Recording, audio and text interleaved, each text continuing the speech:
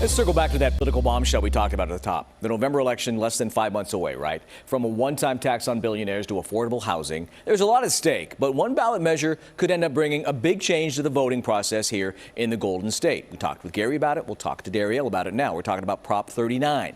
The bill, if passed, would require Californians to show an ID in order to cast their vote. Some GOP lawmakers are calling out the Attorney General, saying he purposefully changed the description of the measure to discourage voters from approving it. The original ballot label read, establishes additional voter identification and citizenship voting verification requirements. Now it says prohibits citizens from voting unless they present government-issued identification. Political reporter Darrielle Fair joins us now on the ARVR set with the AG's office. What they say these changes shouldn't raise concern or alarm to voters, but others would think otherwise.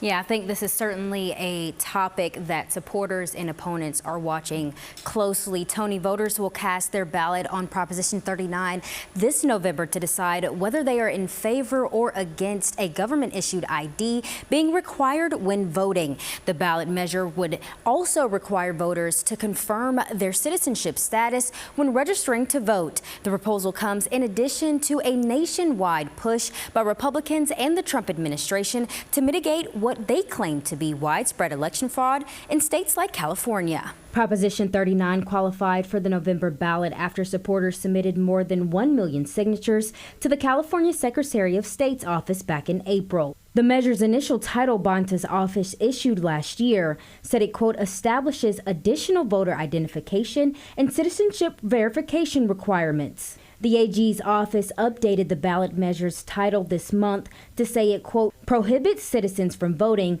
unless they present government-issued identification. Language in the proposition summary was also updated. I spoke with Congressman Kevin Kiley of Rockland, an independent who formerly served as a Republican, who claims this change was an action to mislead voters. I actually proposed that we take the ability to write these ballot descriptions out of the hands of an elected political official and instead put it in the hands of a nonpartisan official, the legislative analyst. They already write the ballot guide descriptions. So I don't see why they couldn't also just be charged with doing a fair, neutral description for what we're voting for on the ballot itself.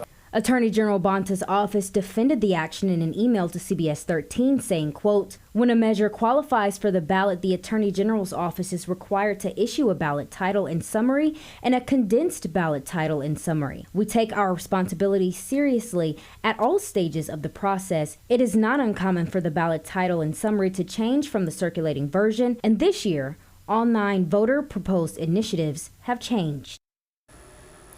Now, California is currently one of 14 states that does not require voters to show some form of photo identification when voting or during registration. Voters may be asked to show a photo ID if they are voting for the first time by mail. Yeah, such a hot button issue. Kiley makes a point. Nonpartisan description would solve the problem, but clearly AG is doing what he feels he has to do. That's right. Darrielle, thank you.